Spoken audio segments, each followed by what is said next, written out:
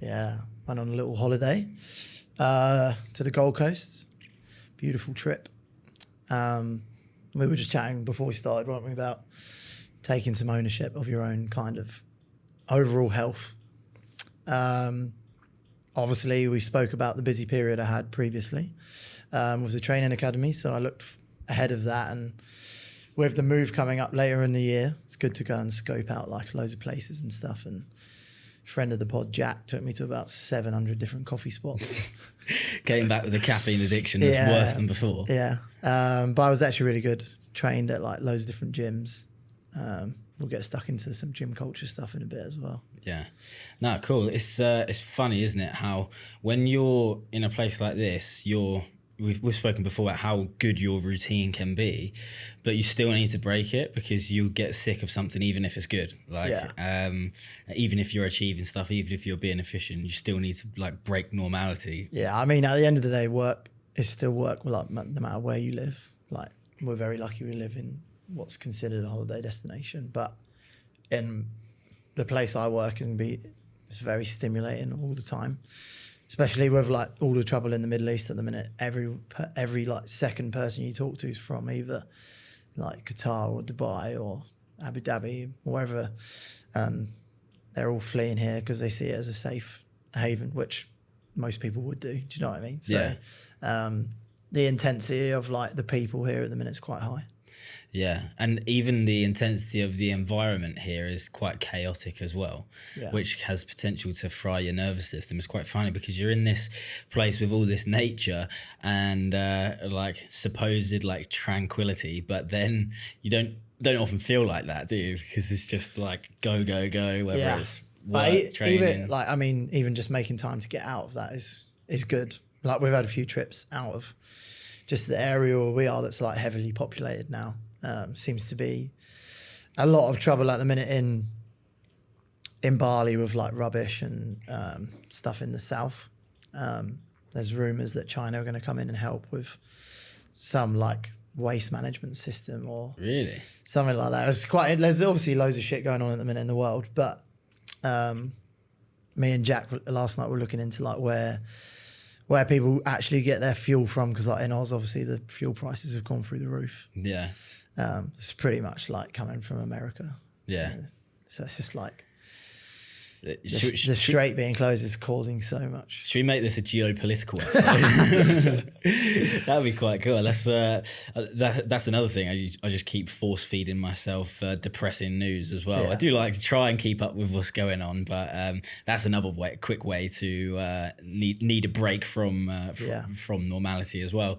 Cool. So you're in the Gold Coast. We obviously speculate a little bit about gym culture from people we know that we've met in Australia or who are from Australia when we've been to Australia. Do you think that our preconceived perceptions kind of matched up to everything you experienced when you trained there for a bit of an extended period of time? I think in certain areas, yes, and in certain gym spaces, like we were leaning towards it being like pretty transactional, right? Get in, get a sweat, get out. Now, in some places, definitely. In others, not so much. And it kind of bleeds into like what we were thinking anyway. Like within those CrossFit spaces and more like structured functional fitness spaces, the quality of the coaching was good. And like more of that community vibe, which was really nice. I went to CrossFit Currumbin, which is like just kind of like your old school CrossFit box, but really nice community. Just had like a nice feel about it. Then I went to another CrossFit gym, Train Humble, which was really good. Just CrossFit vibes again. There's a place called Never Quit where there was a guy that we know there that we went to see, and there was a girl taking a beginner's weightlifting / strength class. She was like, we were in open gym, but I could hear her. She was great. And then I drove past like a few other gyms, or was walking past, and you could see it was just like get in, get nailed, and get out. But I guess that's what some people want as well, right? It's like you can't change everyone's perception of fitness, but what it was good to see was like there is people there doing really fucking good work, which is what we want to see.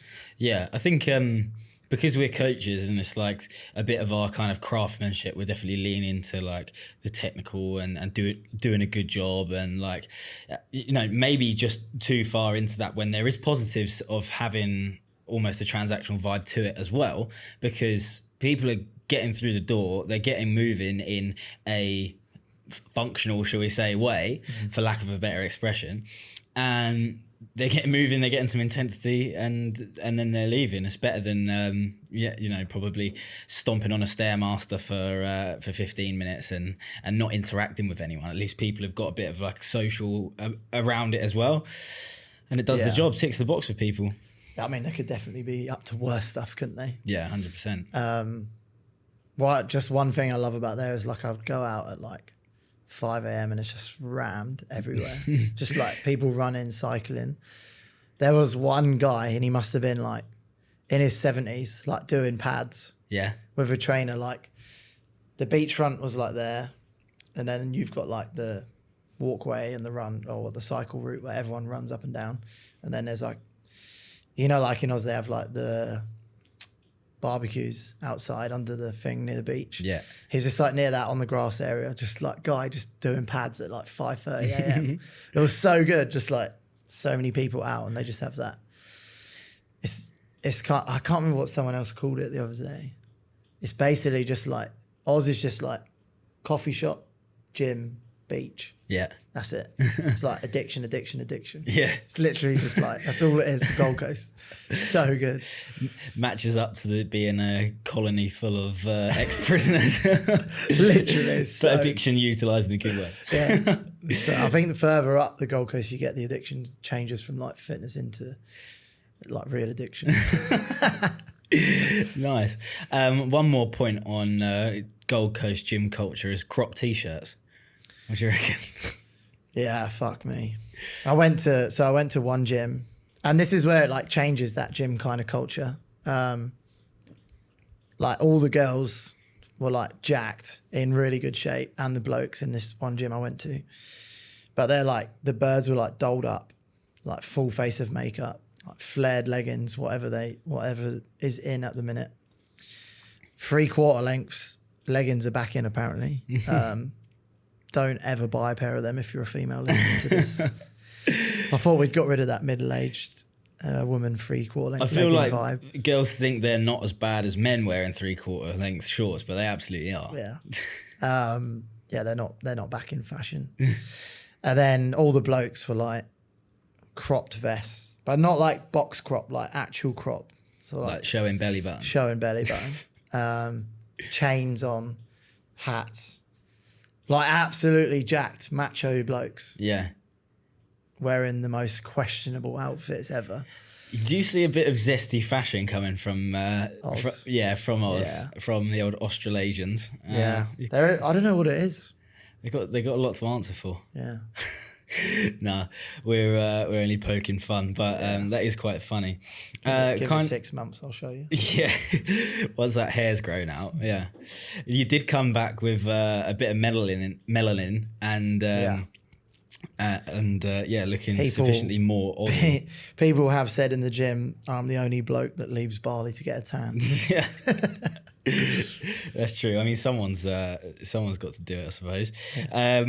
So kind of continuing on from how we opened up, getting out of the comfort zone, time for me to share a bit of a story. I ended up saying yes to what was seemingly a normal enduro trip or motorbike trip.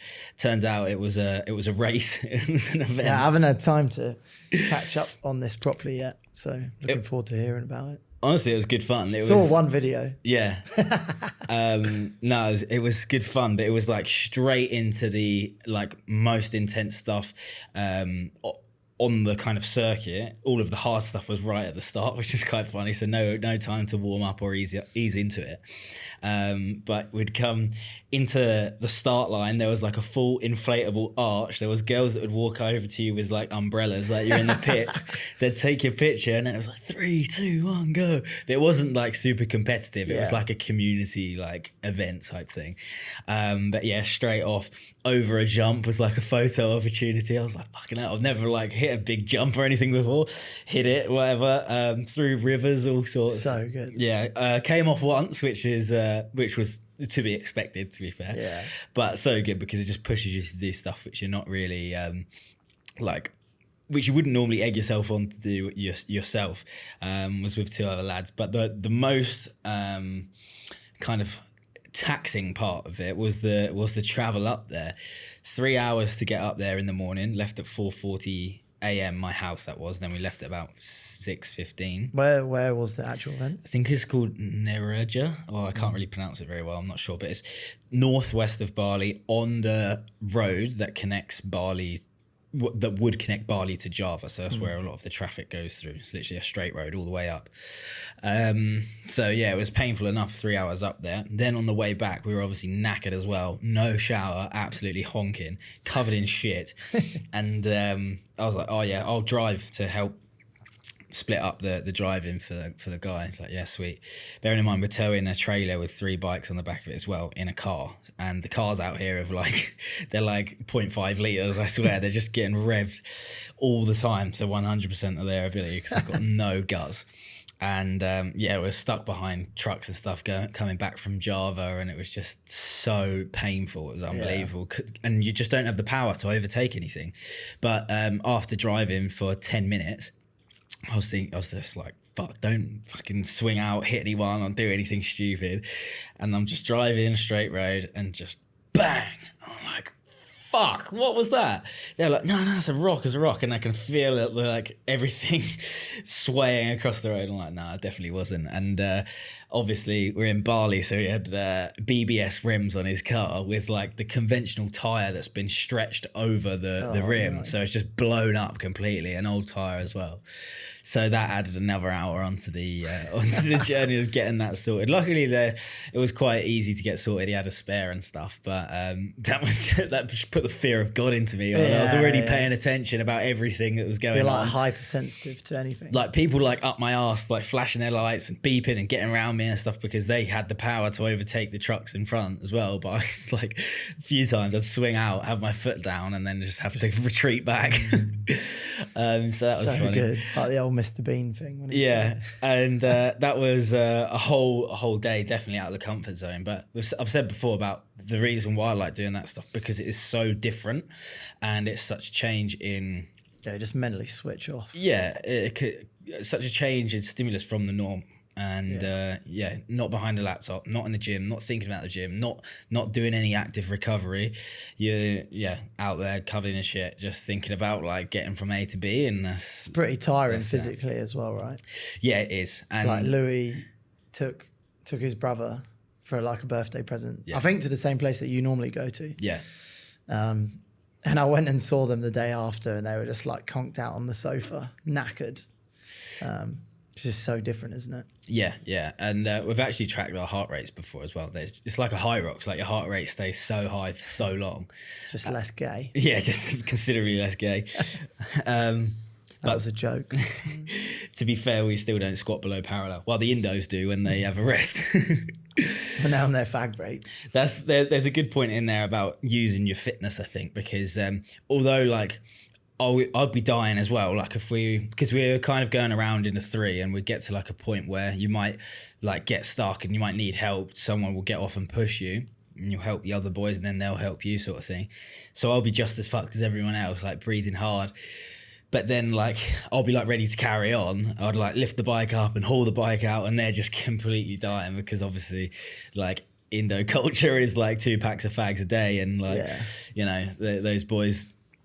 Although they give it a good crack, they give it a good crack, and they're better riders than me, but they weigh like 60 kg wet through, so they're not really moving the bike much compared when something's stuck or you need to like really put some grunt into it.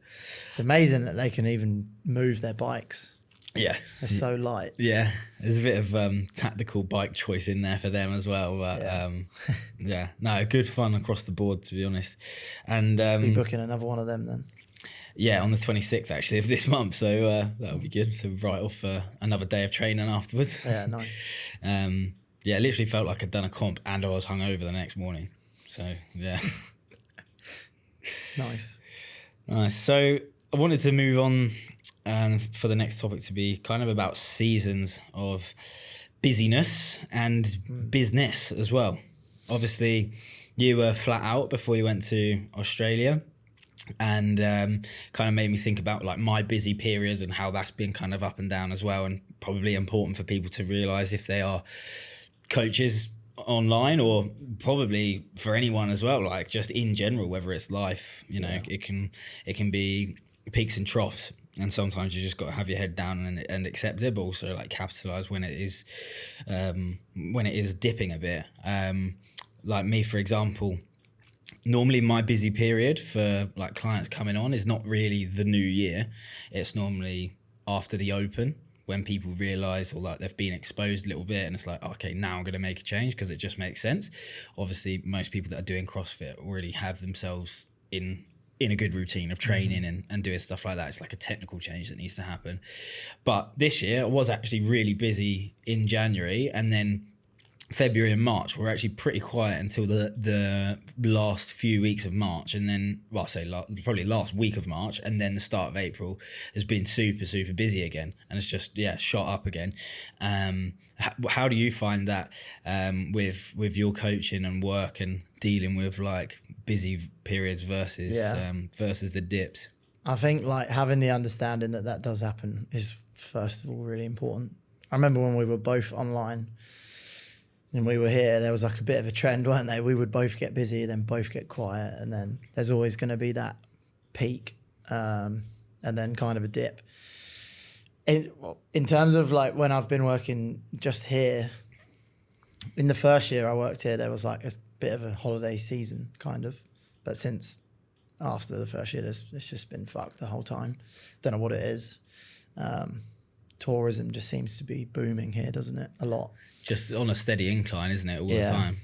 I don't know.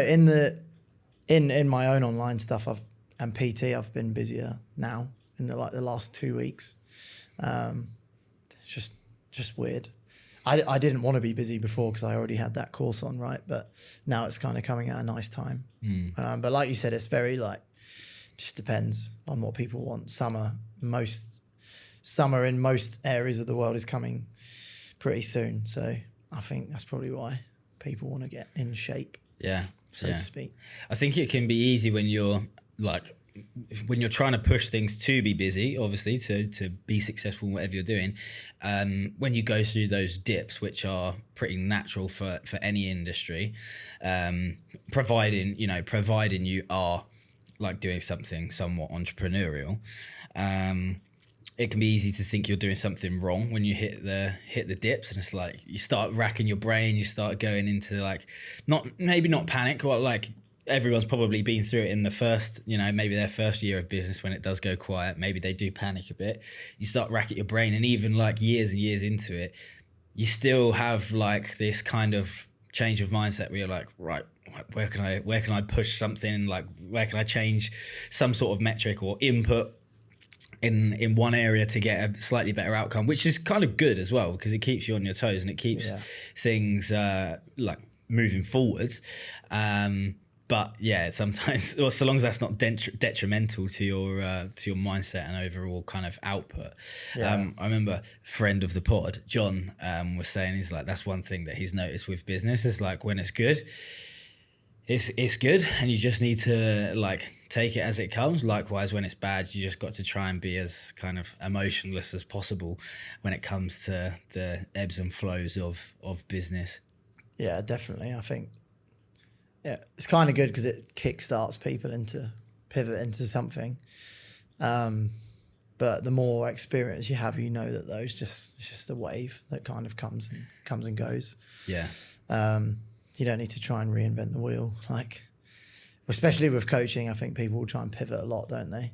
Yeah. They're like, oh, I need to do this content. I need to do that. I need to get a better form. I need to do you know what I mean? They try like loads of different stuff. But yeah, I think it's quite seasonal. No, absolutely. I think the other thing is quite a test of your discipline to maintain that like neutrality as well. Yeah. Because you might be able to do it for a year, you might be able to do it for 2 years, but can you do it for 10? Like, it's a big difference. And although you should get better at recognizing the patterns after, 5, 6, 7 years, doesn't necessarily mean that it gets like a whole lot easier or you completely learn to eradicate it. I think most people are just like unaware of like the pattern as well. Like they don't track how many clients they've like ever had or how many clients they're bringing in this month, or they don't even track their incoming really or their outgoing. So it's like, if you can track that and then see some patterns as well, it's not going to tell you the whole story, but it's going to give you a better idea of like where you might need to be in that stage of the year. Yeah, and to be honest, like when I've done business mentorships and things, like that is quite a big part of it, and it's stupid really, because you should be doing it, and it's hardly like hardly reinventing the wheel, but it does make you a bit more anal when it does come to tracking things. I think it should be taught at school. I was having this conversation with Ellen when I was away in the Gold Coast, and I was just like, there's so many things that we do now that they should teach at school. Do you know what I mean? It's like, it's weird because these things aren't new either. No, it's like, what is tax? Yeah. What's VAT? Like, how do you set up a company on your own? Yeah. Do you know what I mean? It's like, it's kind of all geared up to go to school, go to college, go to university, pay the government your student fee or whoever you're paying. Do you know what I mean? It's like, the best option is go to uni, then leave the country so you don't have to pay your fee back. Max out all of your credit cards, get a new phone, do all of that, and then just leave. Oh, talking of changing times, I'm quite excited because the Compete program that I do in collaboration with Mr. Sam Perry, we are doing a little rebrand, which is the first minor announcement that will have surfaced. I'm not sure by the time the podcast will be out that we will have even mentioned it, so you heard it here first, but it's gonna be cool. We're gonna like get really creative with it, slightly different angle, kind of like the 90s, early 2000s, like nostalgic, reminiscent style content, and I'm really excited to see how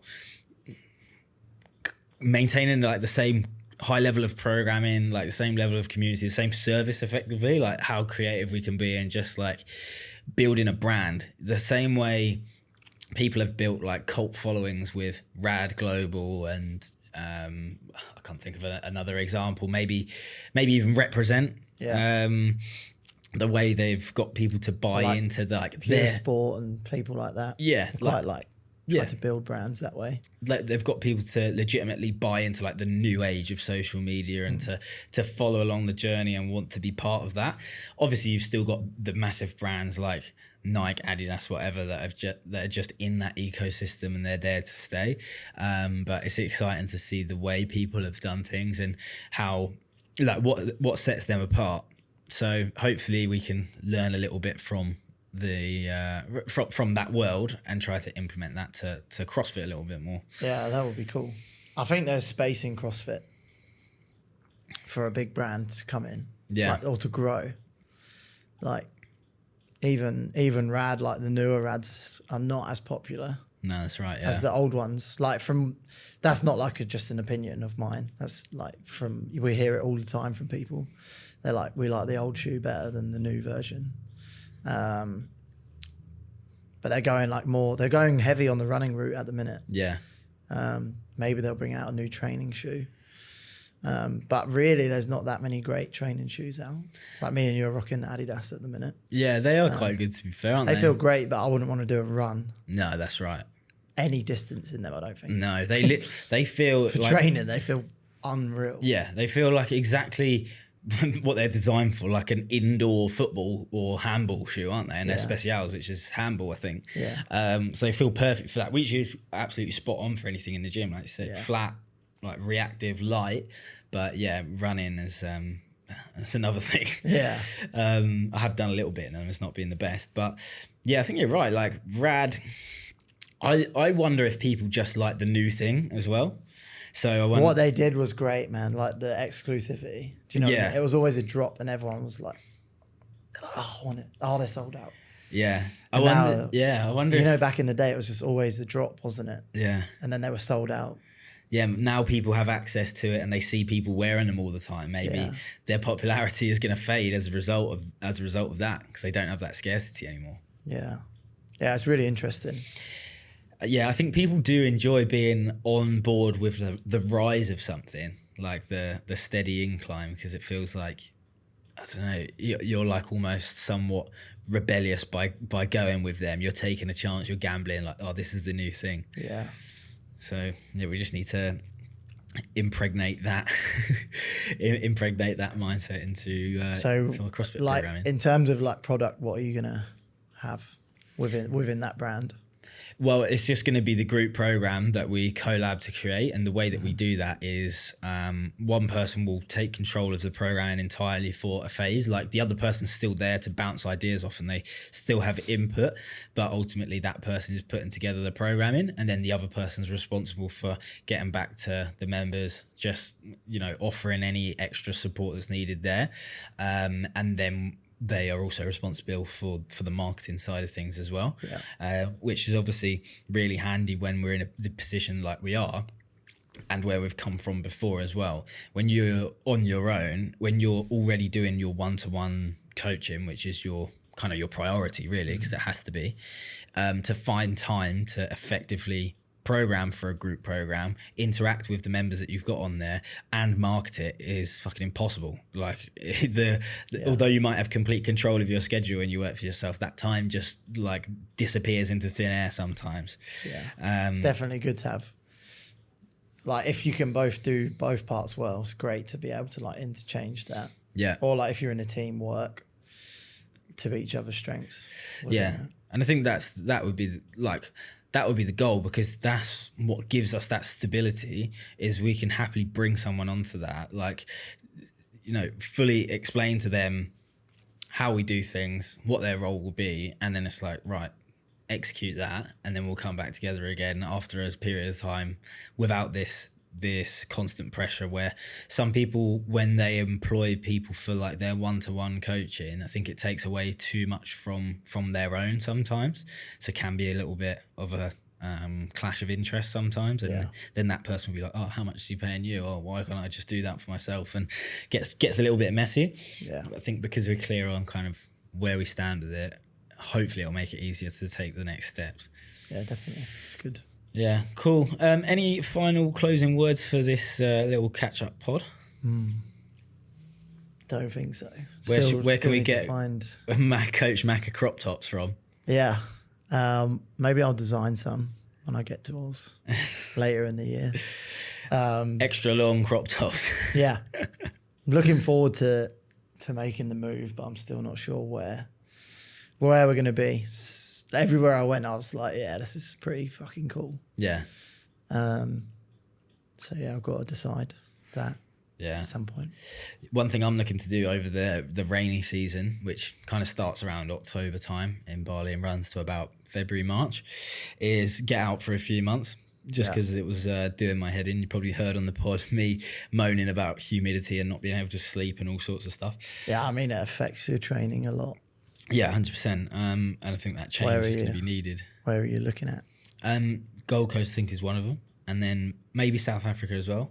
Yeah. Not sure. But I'm looking at also doing the Marbella Championship in October. So maybe I'll tie in something and just do an extended stay when I'm there. But I'm not sure. So, or maybe like 2 different places. Yeah. Potentially. Yeah. We'll see. GC will be good. I should have a house by then. So. Yeah. I'll stay on your sofa then. I'll stay on the sofa. Yeah. We'll see if flights are still 3 times the price they should be. Yeah. Right, we'll wrap that one up there. Thanks for listening. Hopefully you've enjoyed this little catch up. Do your thing. Like TSP crop tops. Yeah. Link in the bio. Male sports bras, yeah. If you can like, subscribe and support the pod, it's always appreciated. But thank you very much. We'll see you for the next one. Boy.